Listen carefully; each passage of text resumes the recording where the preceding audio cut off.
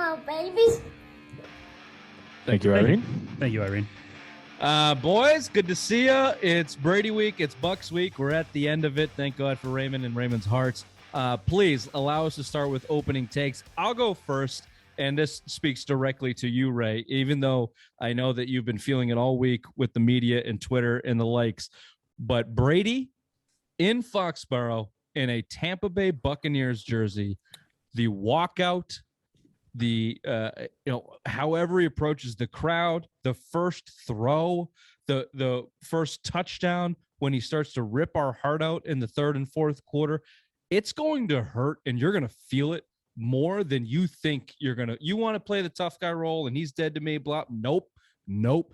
Anybody who actually thinks that, you're dead fucking wrong. This is unprecedented territory. He's potentially the greatest professional athlete to play ever, still at the top of his game after winning a Super Bowl, leaving in not a good terms, and he's coming back for the first time, probably the only time, to the stadium that he didn't the last time made famous.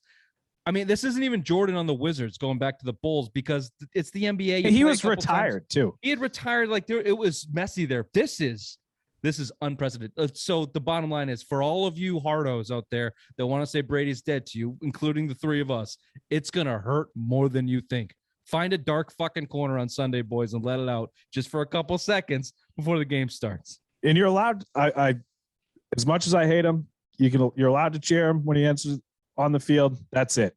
No more. Yep. Like he's going to get cheered. As much as I fucking hate his guts now, he's still in the modern day sports, really. He's 7 titles. Jordan had 6. What did Jeter had 4 or 5. LeBron's got 3 or 4 now. So it's like what he's doing in a sport like this is incredible. And that's coming from someone who fucking hates his guts. But you can cheer him a little bit, but that's it. After the game starts, it's over. And we'll certainly get into that a little bit more, Ray. I know you have a lot to say in that, but Bill, let me throw it over to you. As you, Ray, why don't I throw it over to you and continue the Patriots talk here before we get Bill's opening take? My take's different, so I'll go with the Patriots. My opening take is, who benefits more from this game? Is it Brady or Belichick? Will this be Brady's crowning achievement going into Gillette Stadium and beating Bill Belichick? Is that more important to him than a Super Bowl victory in Tampa Bay? Also for Belichick, is this a must-needed win, because all the naysayers are saying that, Brady built Belichick now because Tom goes down to Tampa and wins a Super Bowl while we're mediocre with a 7-9 record. So who benefits more? Hopefully it'll be Belichick winning the game, but we'll see on Sunday. Yeah, that answers Belichick for sure. But, again, we can get into it. Bill, why don't you shake it up a little bit for the back end of the show here? I'm going to change it up a little bit. Go Red Sox here. Timely hitting. You saw it's kind of disappeared since the All-Star break. It seems like they kind of, they're not the cardiac kids, comeback kids that we saw in the first half where they had 35 come from behind wins. You look at the Baltimore game Chris Sale had. He pitched into the 6th inning, gave up a 2-run lead. The 7th and 8th inning, they took a total of 12 pitches and were sat down in order. And in the 8th inning, 4 pitches. 3 outs on 4 pitches. That is completely and utterly unacceptable to me when you're supposed to be playing basically 14 playoff games. When we talked to like a week and a half ago, when there's 14 games left, every game fucking matters. You have Seattle on your tails by, I think they're a full game out right now. And then you have the Yankees 2 games ahead of you. It's an utter mistake to fucking their approach at the plate. 12 pitches in 2 innings for 6 outs. Absolute joke. It needs to change or you're going to fucking be one and done. Yeah, we'll get to that. Certainly going to be Patriots and Brady, Belichick, Patriots Bucks heavy here for most of the show, but we'll get down to where the Red Sox are heading into the playoffs. We hope is Dicky's path in jeopardy. We don't know. We'll touch on all of that. Maybe we'll even touch on the Patriots versus the Bucks game that happens on Sunday. We'll see. It's gonna be a fun, emotional show. I can tell by Raymond's. He looks so angry, like his firstborn just died. He's ready. It feels like it. Explode. Welcome to the Simple Mind Sports Show. Friday headlines, October 1st. Welcome to the show.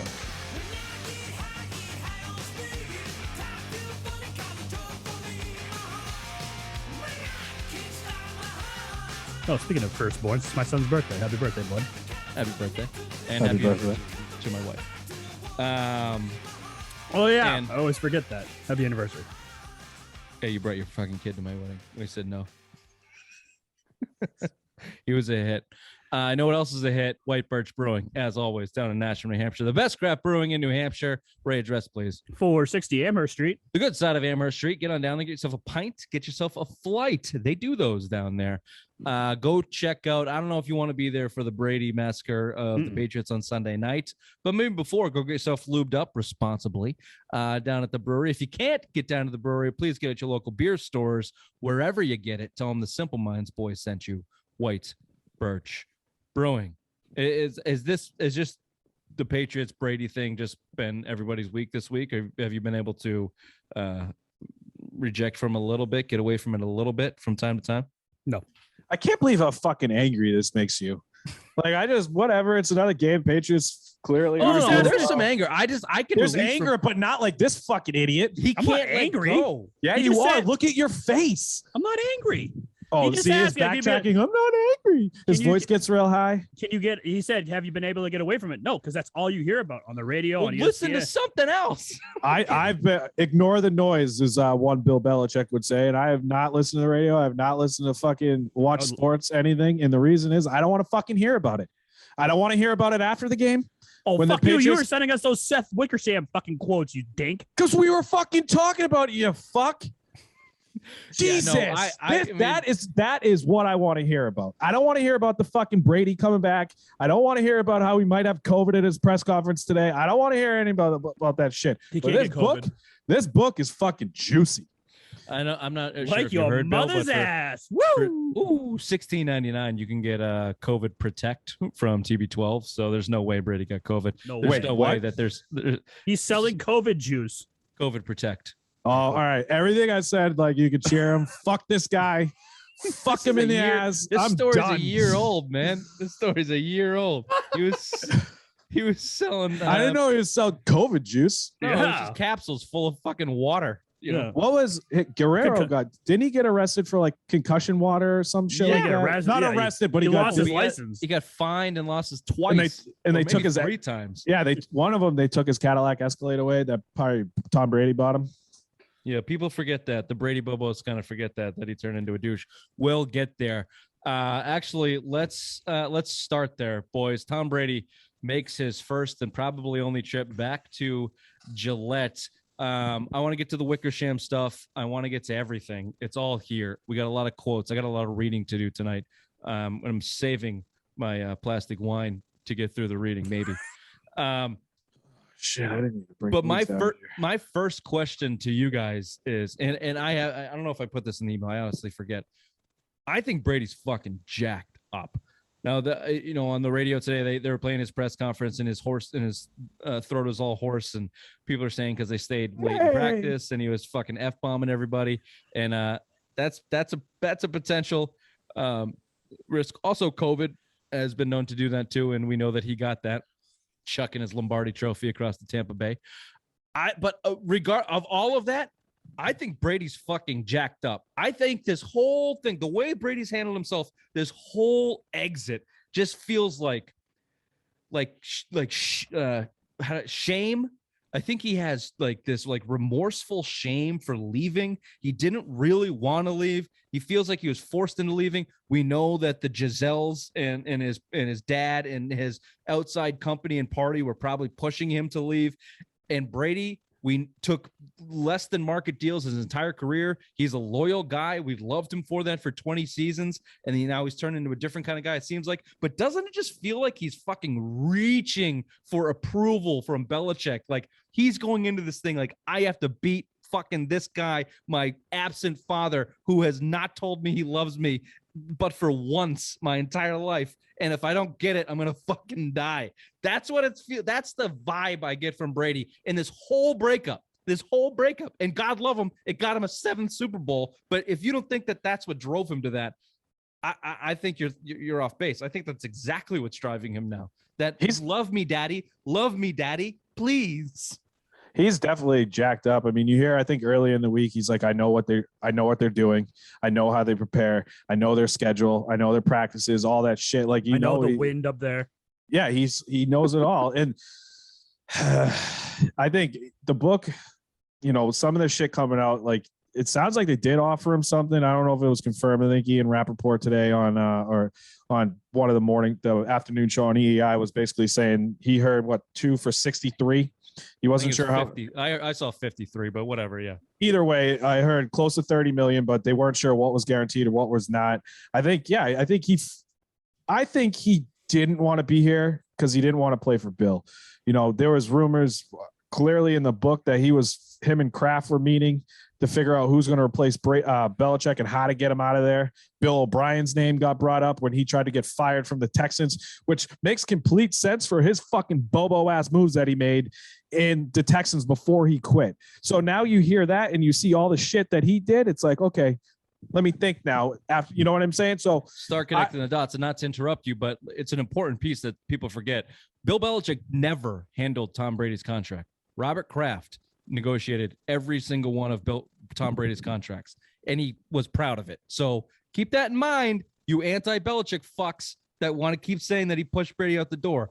That contract was always negotiated by the Krafts, and particularly Robert Kraft one-on-one with Brady. Yeah.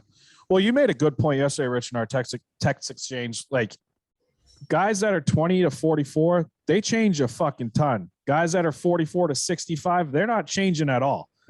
Right. So, I mean, he's setting his ways. He's been setting his ways for 20 years. He knows how he wants to build a team. He did not want to commit to Tom Brady until 45.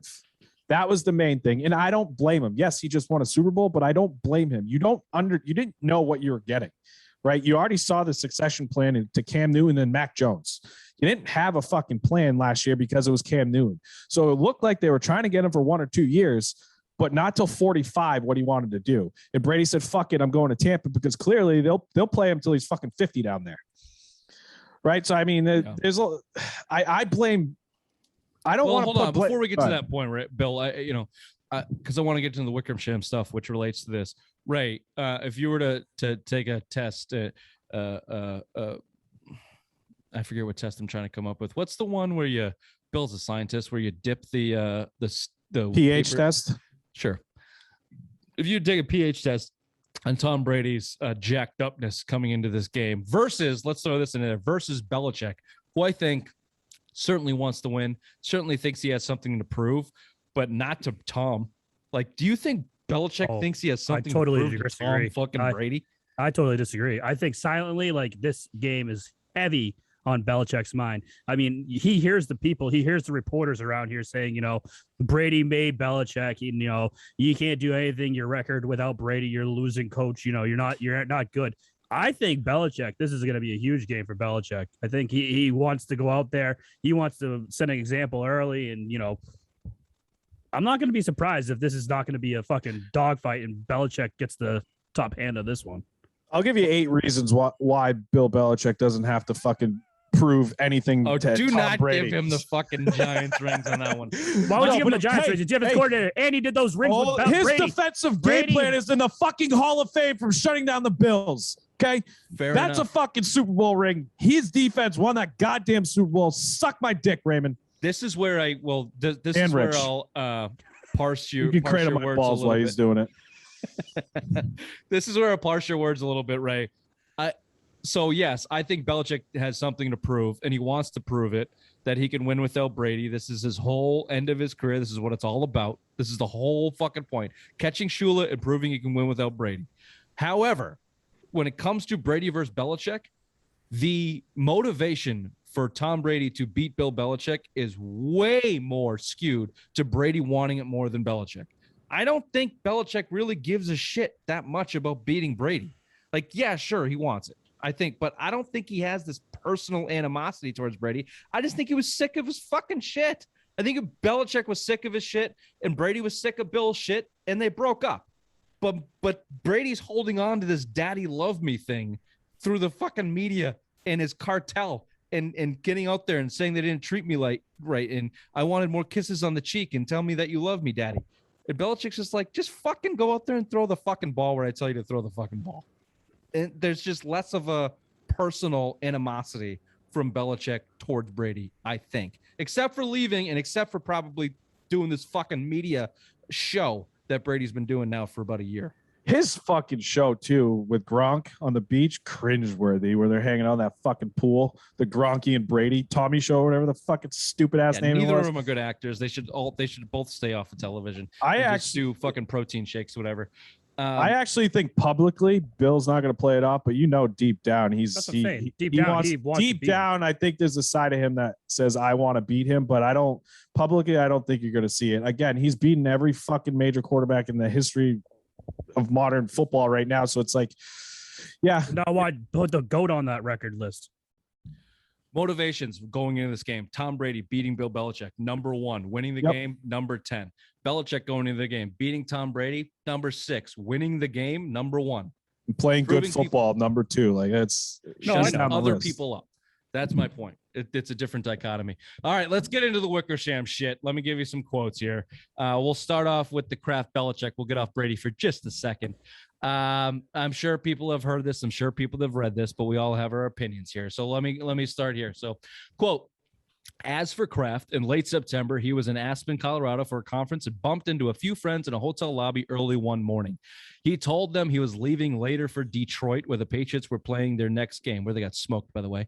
Quote, I hate leaving here, Kraft said. You leave here and you leave some of the most brilliant people you've ever met. You pick up so much knowledge from all these brilliant minds. I have to go to Detroit to be with this biggest fucking asshole in my life, my head coach. According to the book, Kraft has told people Belichick did not show him the respect he deserves, and Bill was, quote, an idiot savant, referring to him following his days in Cleveland. I ask you, why did he keep him over Tom?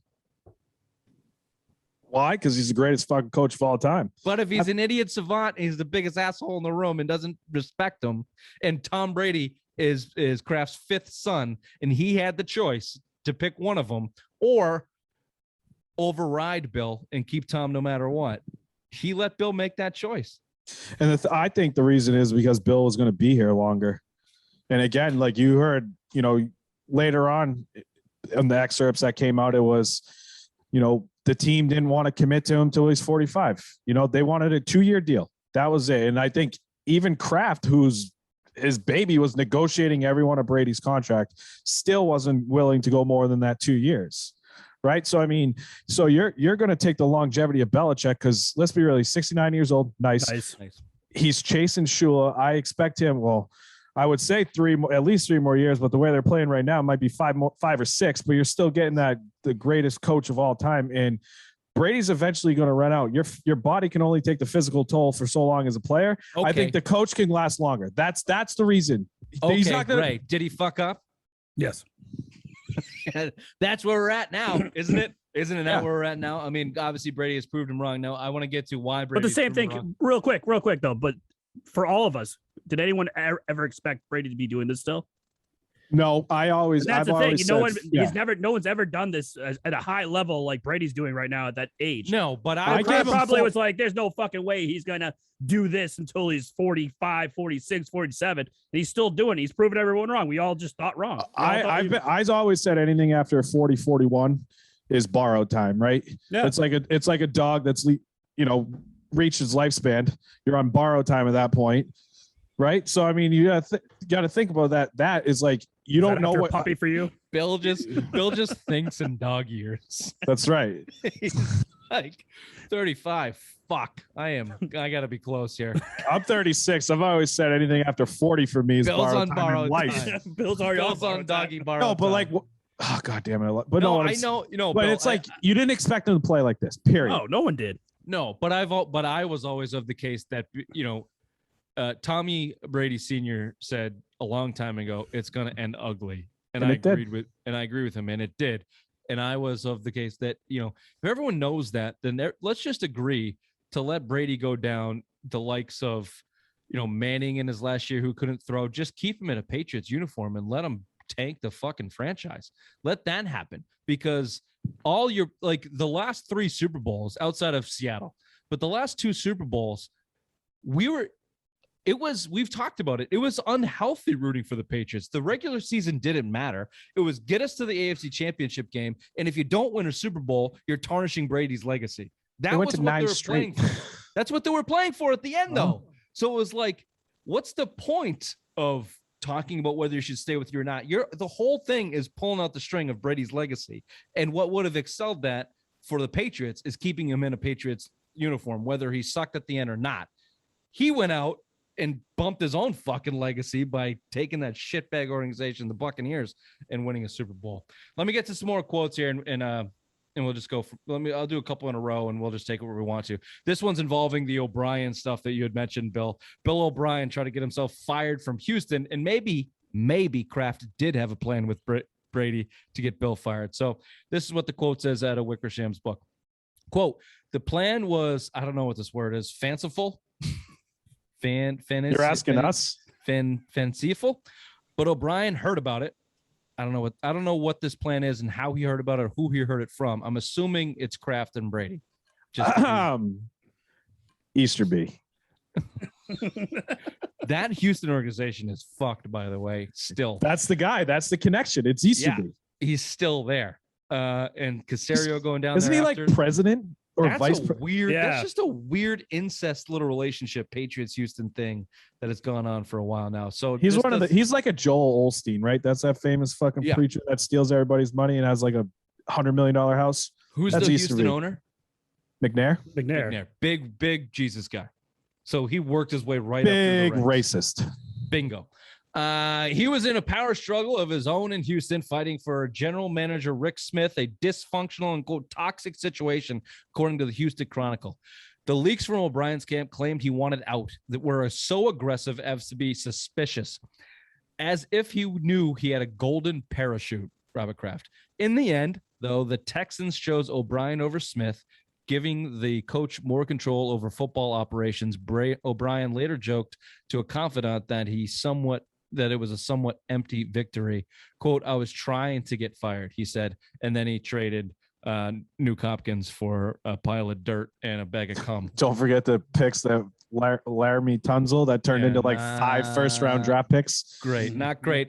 So that's that. Let's do some Malcolm Butler stuff, shall we? So this came out. One other non-Belichick Brady Kraft note from Wickersham related to Super Bowl L22. Which one is that, Bill? 52. 52. Okay, 52. Against the Eagles, Malcolm Butler was benched. The book says that Butler and defensive coordinator Matt Patricia, quote, traded heated words at practice the week after his lack of effort. After the game, when Butler was asked by his teammates why didn't he play, he responded, quote, these dudes, referring to the coaches, these motherfuckers, which is a fucking amazing quote to pull out of it and into a book. But let me just paint the picture for this Malcolm Butler thing, which I put in the email here, is the most overrated story in Patriots dynasty fucking history. That Patriots defense got ripped to goddamn He wouldn't have made a difference. Maybe he makes a play, maybe not. Maybe one play is a difference in a game like that. However, the one play came from the Eagles defense, strip sack from Brady with 2 minutes left, where everyone was expecting him to go down and win the game. Thanks a lot, Brandon Graham. And they blame it on Malcolm Butler, who, by the way, sucked ass that season. He was not the Super Bowl winning Malcolm Butler or the player after that. He sucked. And he was in a contract sulking. dispute, and he was sulking, and he didn't get drafted because he was an asshole off the field in Western Alabama, where the fuck he went. And that roar is ugly head that season, and people forget that. And they just want to blame the Belichicks for sitting his ass, which was probably wrong. Should have went with that. I can't hear you when I'm screaming into the mic and your little fucking mumbles, but it comes out in the final play, so that's fine. The people heard it. Anyway, I've never been that hard on Belichick for benching Malcolm Butler. Well, at least not as hard as the rest of New England, saying it cost them a Super Bowl. No, not quite. But this quote's fucking pretty good. But how disappointing was it when you found out that was the real reason why he got benched? Well, you heard it's not the real reason, but that was one of the big rumors. Everyone thought it was Steve Belichick. You know, and that he had a fight with Steve Belichick on the in practice that week, and they kind of benched him for it. It came out it was Matt Patricia. I wouldn't be surprised if it was both of them. Honestly, he was probably screaming at the coaches. He flew down on the team. He flew down separately from the team because he was sick. He had a shit ton week of practice. They were probably fucking yelling on him and getting on him like the Patriots coaches do. You see Tom Brady, Belichick's all over Brady, and that was one of the main reasons they wanted a divorce, right? So if Malcolm Butler finally snapped because maybe he was having a bad day, he was pissed off that you just paid Stephon Gilmore at the time one of the highest paid contracts ever for a cornerback, right? So, I mean, he was making $3.4 million on a first-round restricted free agent tender, right? So that's where it was. I think he had a breaking point because he had a shitty year. He had a shit ton year, and he's trying to make millions of fucking dollars on the open market. He got in a fight with the coaches, and they said, "Fuck you. Your play's not worth your attitude right now." And that's probably what happened. That was one of the first things that came out. Besides, he went to a rap show and he came back to the fucking thing after curfew with weed on him or some shit like that, which was another rumor. But like this one seems, and I believe a lot of Wickersham shit because all the stuff that came out before.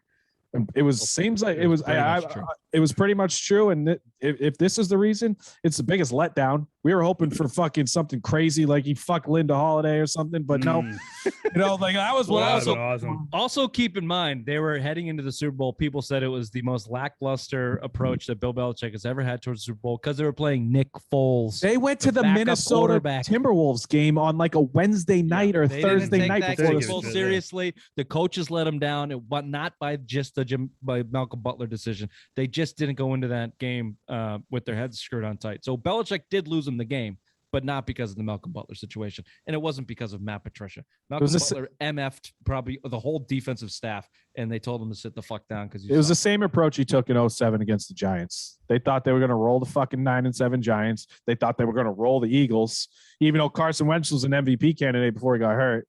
Right. So, I mean, you think you're still going to roll them. The Patriots went 12-3 that year and were a fucking juggernaut. Yeah.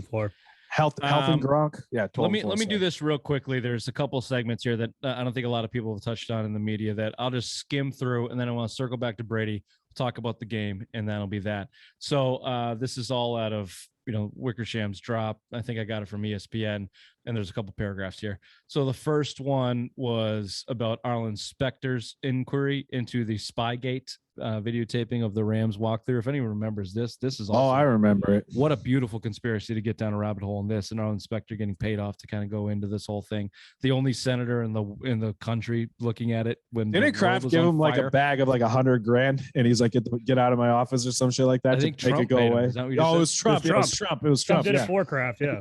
Trump he gave a donation or something. Anyway, like that. Mike Martz came off the record somewhere in his quote because he thought Mike Martz thought that the Rams, that Belichick videotaped the Rams practice that week, said, quote, this is Mike Martz about Bill Belichick, quote, I'd like to hang Belichick by the nuts. He said that? Yeah. Quote, I'd like to hang Belichick by the nuts, he told a confidant. It goes on to the next paragraph, by the way. The only coach in the entire league to back up Bill Belichick was Mike Shanahan, the red-faced Mike Shanahan, who his kid's going to be the next coach of the Patriots. Yeah, I'd be all right with that. Who said essentially, look, Belichick's not a bad guy.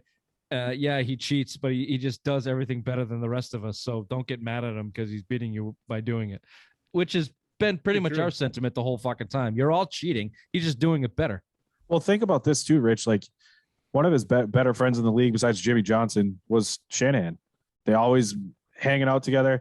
The respect that he had for his kid too. Don't forget that. Like I believe against Atlanta, they met after the game, the Super Bowl game. And Kyle Shanahan was the offensive coordinator. I think he pulled him into his office in the winning locker room and had like a conversation with him and shit like that. He gift wrapped him Jimmy Garoppolo.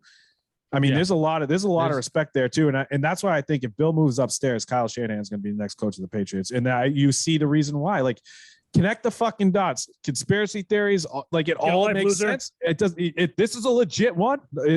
Connect the dots. Connect the dots. The Everything NFL is it's all right there. It's rampant with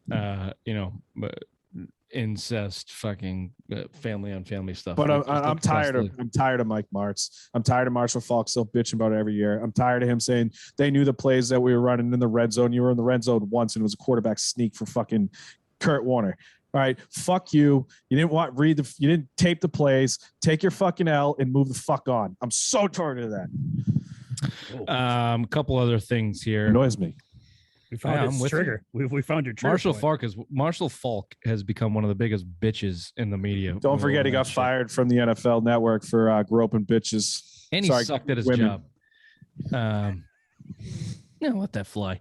This is the Deflategate. This is the Deflategate time frame now that I'm sure also pissed Brady off. Which I give Brady the nod on the Deflategate stuff. He got thrown on the fucking bus on that one. But here's the paragraph in this. Even though Goodell has heavily punished the Patriots 3 times for rule violations, He has become close friends with Belichick.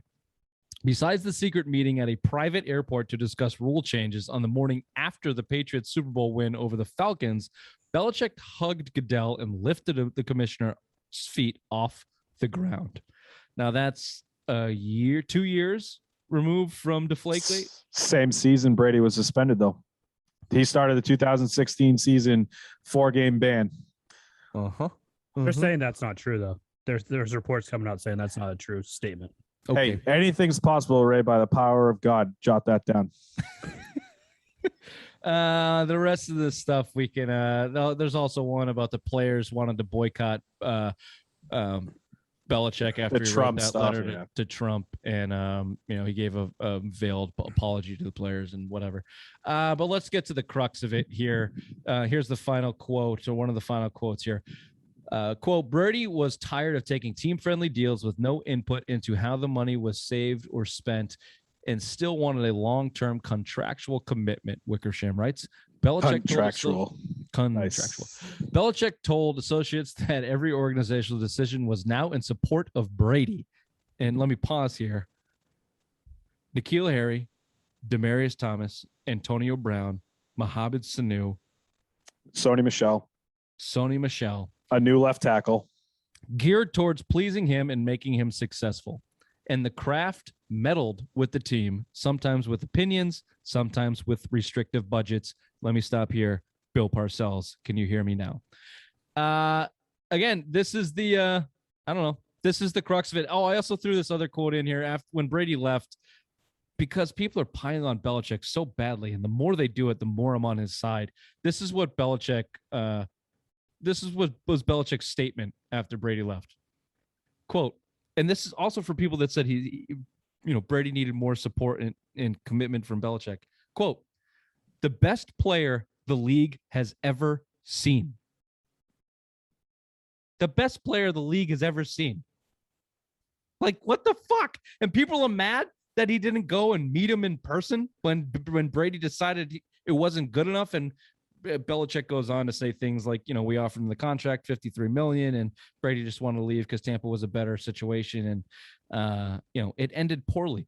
But get over it, Brady. Get the fuck over it. I'll give you the timeline, Bill, that we discussed over text. Dial it back to 2012. 2 bad seasons for Brady, or subpar seasons in 11, 12, and 13, if you ask me. Well, he dragged that team to 11, the Super Bowl, or I guess that was 2010. That was 11. You're right, because they lost to the Jets in the second round of the playoffs in 2010. Right. Yep. Garoppolo gets drafted. After that, Brady gets pissed. Garoppolo gets good. Brady becomes a diva. TB12 becomes his life. 2017, he makes Jimmy gets traded. Pats lose the Super Bowl. It's Bill's fault, as we talked about. No contract extension for Tommy after his little documentary and whining to the camera that he's not sure what he's doing it for anymore. 2018, he gets a bullshit contract, which I'm sure he should have been pissed about. That incentive contract was bad. 2019, they offer him the 2 years, $53 million, according to Rappaport and some other people. Brady turns it down. He wants out by then. He negotiates out of the franchise tag. And then Bill says, sayonara, no problem, dude, and doesn't meet with him in person. And now Brady is on a rampage and hates Bill Belichick. That's basically your timeline right there. Yeah, don't forget too, like, he was also pissed off that he was taking those team-friendly deals and had zero input on the roster decisions and how that money was spent. Hearing that from me, I've always said it's the same problem I have with LeBron. You're paid to play. You're not paid to be the fucking GM. I'm sorry, but as a player, you should not have roster decisions, and it makes him look even worse, in my opinion. Yeah, I agree. Coaches coach, GM's GM, players play. You were given special treatment, Tom. You were given more special treatment than any player on that team, than any player in a lot of teams. And for some reason, you didn't want to be there anymore. Whether it was your personal relationship or the contract or whatever else, he didn't. Outside noise, whatever it was. I think, and maybe this is why we got this assault from the Brady camp here.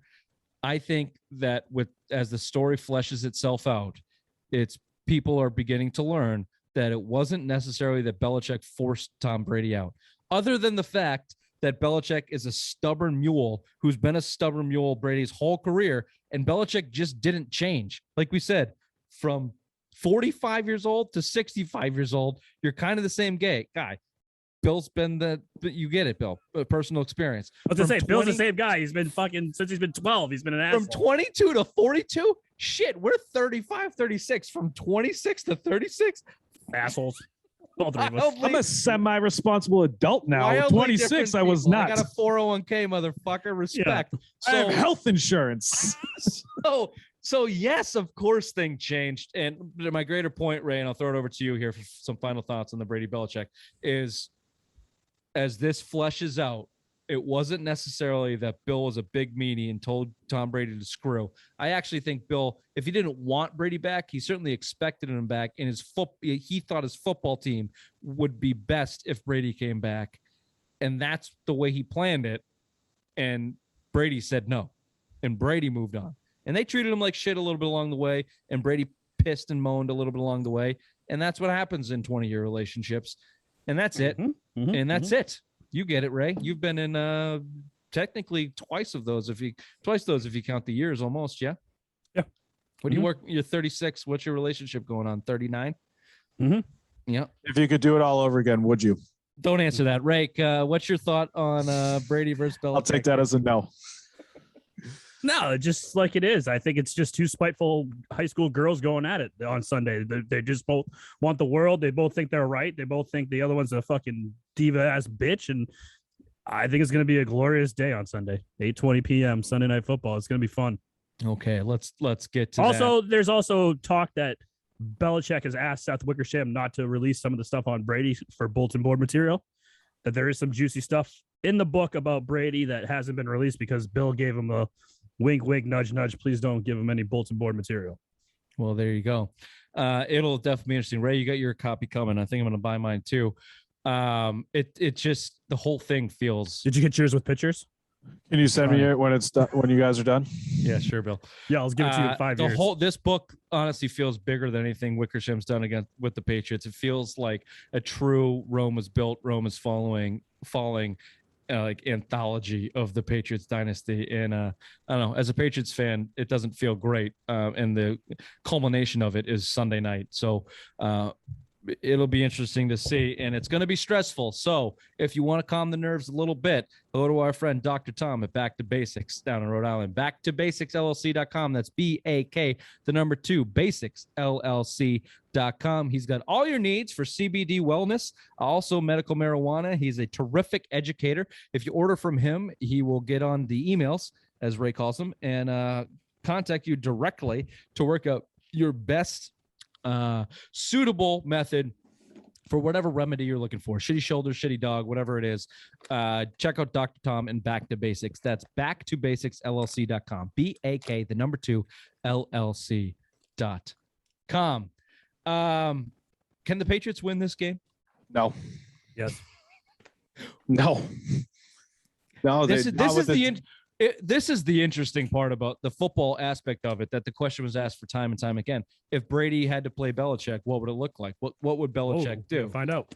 This is the interesting part. Now, on the surface, I would say you dump everybody back in the secondary and dare them to run. You don't let Brady beat you. You slow the game down, and you try and take advantage of Tampa Bay's shitty secondary and shitty defense. I don't know. I don't know what Bill's going to do. You don't have the offense to do that. The Patriots. Did you not hear who came back to practice this week? Oh, great. Great. Another Jonnu Smith. That's just what we need in N'Keal Harry. He can't fucking catch football either. No, they don't have the offense. They don't have the quarterback. You'd feel better if you had Tom Brady or Peyton Manning, right? So, I mean, you think about what they used to do with Peyton Manning. You could do that when you had fucking Tom Brady, not Mac Jones. You don't have the offense to compete with even backing them up and letting them run. You can't stop the run even when you're trying. You're not going to stop the run when you're not fucking trying. That offense is too good. Antonio Brown's back. It looks like you're going to get rid of, you're not going to have Gronk, but they still can't cover tight ends. Cameron Brate there, OJ Howard. I mean, that offense is just too good in the way with the way Tom Brady's playing, right? So, I mean, even if you're playing zone, Tom Brady's going to beat you. He'll dink and dunk. That's his bread and butter. Dink and dunk down the field. You don't have the defense, and you sure as shit don't have the offense to keep up with Tampa. I don't think there's any fucking way you're winning this game. If you were to catch lightning in a bottle, let's go back to the beginning of the show. Tom Brady is jacked up. What's the stat? Patriots haven't scored a touchdown in the first quarter of a Super Bowl. Brady's got like 2 or 3 picks in the first quarter of Super Bowls. I can see that. I can see Brady coming in super jacked. If Belichick has a little bit of that 8 rings juju left in him, Raymond, and he's not going to disguise and trick Brady, but he might bore him to death. He might bore him to death the first 3 or 4 series and bait him into taking an extra measure that maybe he normally wouldn't. Can you take advantage of it? Can your secondary take advantage of it? Can J.C. Jackson ball hawk it? Can McCourty ball hawk it? Get yourself an early turnover and get yourself in the game, get some defensive points. Is that a possibility? And is that something that you would be thinking about from a defensive standpoint if you're trying to beat Brady? Of course. Why wouldn't you? I mean, get him early, get him frazzled. If you can get him frazzled, you've seen him in the Super Bowl. As soon as he never has a really good game. Like he always has a bad first half. If you can get up early, 14-0, 21-0, I'm just saying that could be something that could work in the Patriots' advantage, getting this guy frazzled really fast, really early. Yeah, I think in order to win this game, you're right, Bill. They don't have the offense to do it, but they need the offense to do it. And I don't know if I totally agree with you. No, I agree with you. They don't have the offense to do it. But if you look at the way that this offense played over, take the Saints game out of it because no one showed up to play. But that Miami game, I mean, Mac Jones threw for 74% completion percentage in his first game in the NFL. The second half, they let him sling the ball around. If it wasn't for some shitty goddamn red zone calls in this entire season, you might be okay. Or you might have some interceptions. We don't know yet because you haven't even let him throw the fucking ball down there. So against this secondary, against this terrible, terrible reeling secondary of the Bucs, do the Patriots have the balls to spread it out, put it in a shotgun, and let Mac Jones throw some quick passes up and down the field? Yep. No, they don't have the personnel to do it. You don't think a Jacoby Myers, Kendrick Bourne, and Nelson Aguilar can beat whatever shitbag or the corpse of Richard Sherman is on the outside? No. Richard Sherman's not playing. No, I don't. I really don't. I just don't think I mean, they beat the Dolphins. They threw up and down on the Dolphins. And what did they do? They scored 16 points. Well, that's again, I understand that. I agree. The training wheels were on for Mac Jones. The offense to do it. However, I'm projecting a leap in play calling from the Patriots offense to give them a chance. I'm not saying that they're going to win. I'm saying if they were to win, the defense certainly has to be perfect and certainly has to get a break from Brady and being jacked up. And if they are to win, the Patriots have to play as if they did against Miami and somehow turn their red zone offense around 100%. I said this before. And you guys laughed at me. Week 4, he's unleashing the whole fucking holy grail on this fucking Buccaneers team. It's happening. It's happening Sunday night. Everything's getting unleashed. Continue to laugh at you. That's fine. Well, Rich, like I've always said, anything can happen with the power of God. Jot that down. Jot that down, Ray. Here's what I would like to see. I also agree they're not going to win, but best thing that could come out of this, and the thing that is lost in all of the Brady nonsense, is little old squeaky Mac Jones. He's a story. He is a story one way or the other. Well, if he sucks, he's a story. And if he can hang, he's a story. Because if this game gets out of hand, and by out of hand, this is what I mean. If Brady and Belichick put their nuts on the fucking line and they get into a dick measuring contest, which I think is possible with the egos going on here, and Brady wants to put up 50. Who do you think is bigger? Brady. And Belichick won't let him or try not to let him and wants to match him. If Mac Jones can hang and they lose like 42-34 and Mac Jones has 3 or 4 touchdowns and 350 yards and Brady is Brady, but the Patriots lose, the story is Mac Jones. Mm-hmm. The story out of that game is Mac Jones gave it his all against the greatest of all time. He's the next coming for the Patriots. They look like they have something going on. The Bucs are reigning champions. They were supposed to win this game. All the pressure is on the Bucs. If the Patriots can just hang and Mac Jones can show a solid effort, a more than solid effort, that's a win, and that's the story come out of this. We don't play moral victories on this show, Richard. Oh, you do against Tom Brady. Oh, we do not, Gillette. Sir. We do not. You do. We never Oh, had. so you do against Tom Brady and Gillette. Richard, we never had. Nope. Never had. We The do other not point- play the other- moral victories. The other side of this, where I can see this going, is if it doesn't happen like that, which is probably more likely, and Brady comes in here and just completely fucking curb stomps you, Bill. I can watch this crowd go from cheering Brady like he's still a Patriot as he comes out of the locker room to rooting for the Patriots until the Patriots shit their pants, and then it becoming a full-on Brady fest. Every time it'd be like Larry Bird in Atlanta when the Hawks bench is cheering for him as he goes for 55 left-handed or whatever he did. Beat LA. I can 100% see that Gillette crowd just turning Brady. He just got his ass kicked last week. They're gonna stand him. They're gonna cheer every fucking play. A bunch of turncoat cunts.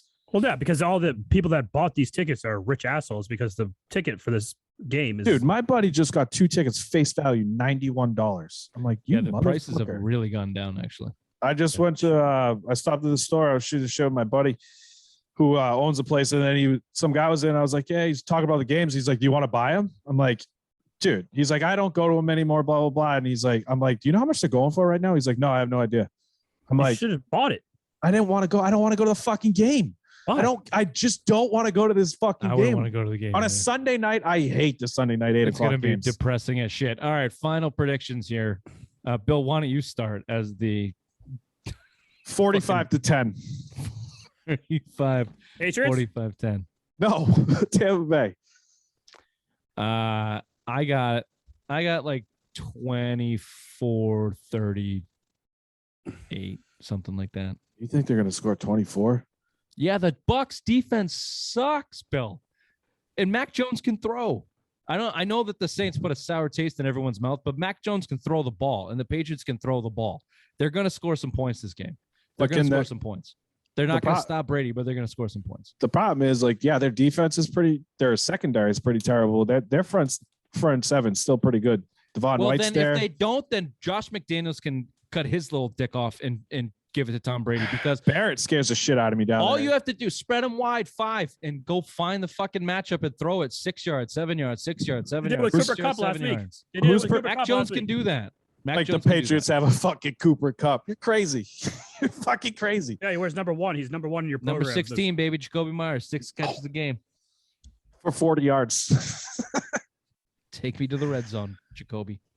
Ray, go ahead. 31-28, Patriots win outright. Is that outright? What's the spread? 7. Yeah, that is outright. Jesus, all right, go ahead. 31-28. I have some stats for early lines. Don't worry. Jot that down. All right. Of course, we ran late. Special edition, Brady and Gillette. But let's finish the show here with a little bit of Red Sox talk, which got fucked up in my email. Sorry. All right, good. I thought that was me. I was no, like, the wait. whole thing did. I don't know. It's weird. Half a game up on. I didn't read it. See if I can decipher this fucking paragraph. Half a game up on Seattle. Chris Sale loses to the Orioles for the first time as a Red Sox, giving up a 2-run home run. Bill, you mentioned it in the opening.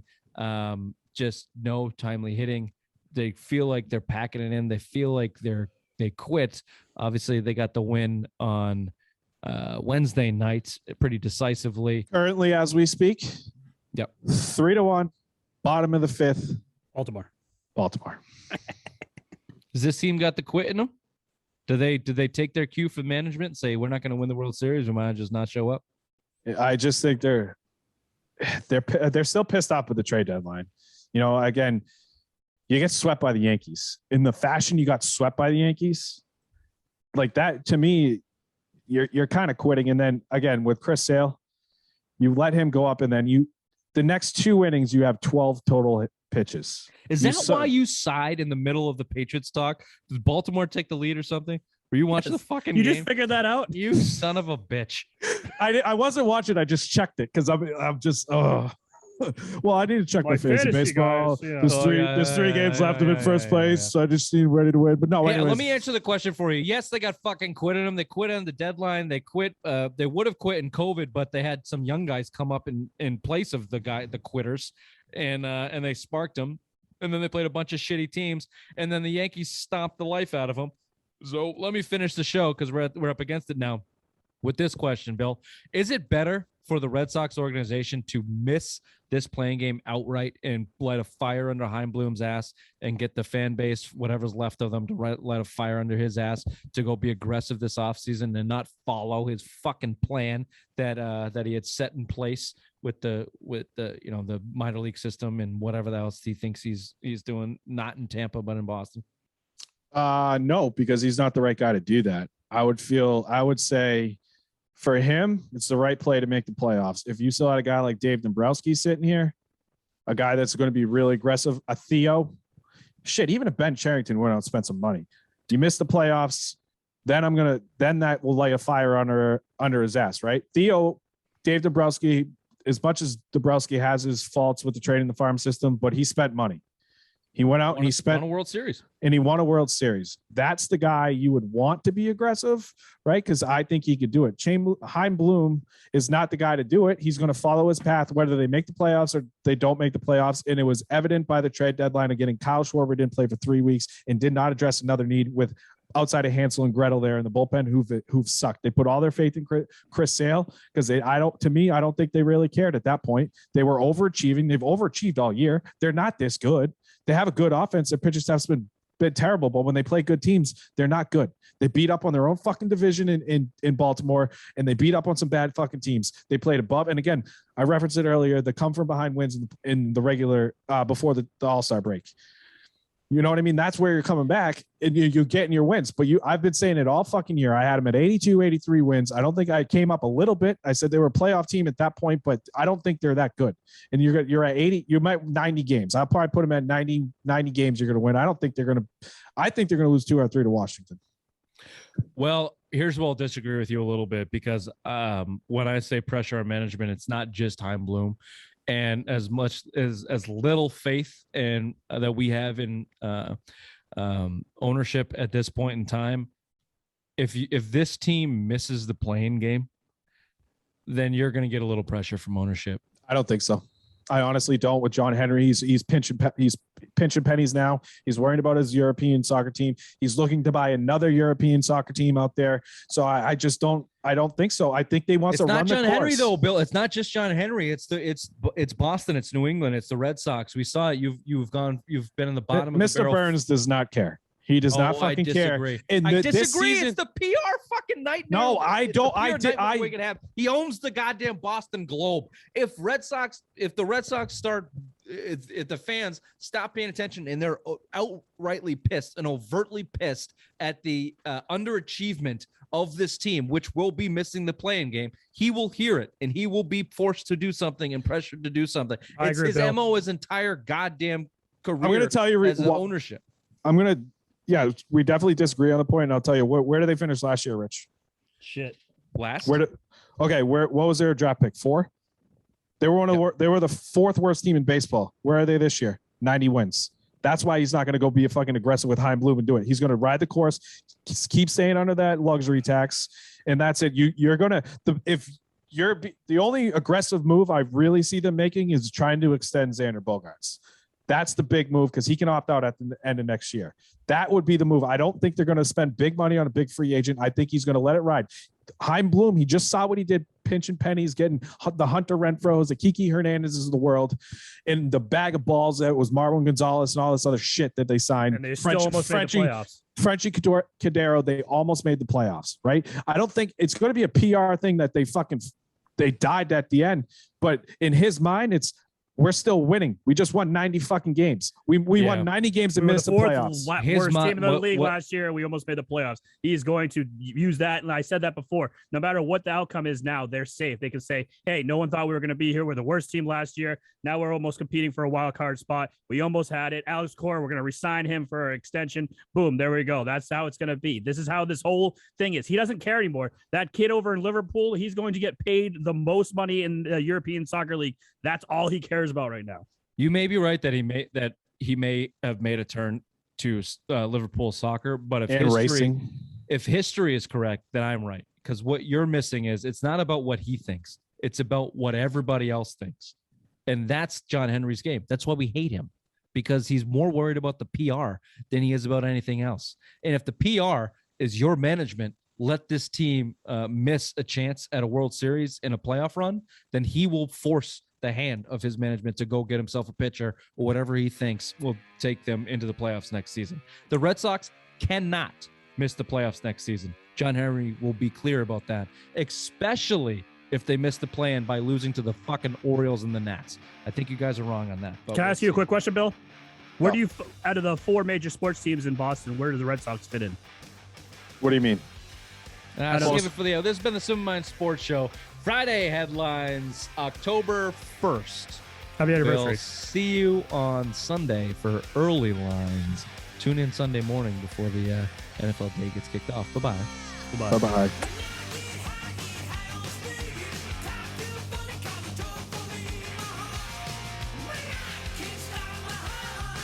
Did we rename that show something about tater tits? I can't remember last week. No, you got voted out.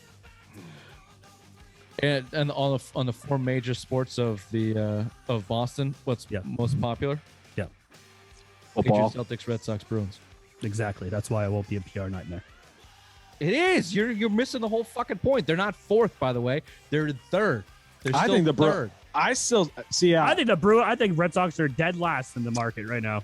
I don't think anyone gives a shit. Check the Nesson ratings, baby. Red Sox still beat the fucking Bruins. Red Sox also own Nesson. Florida. Yeah.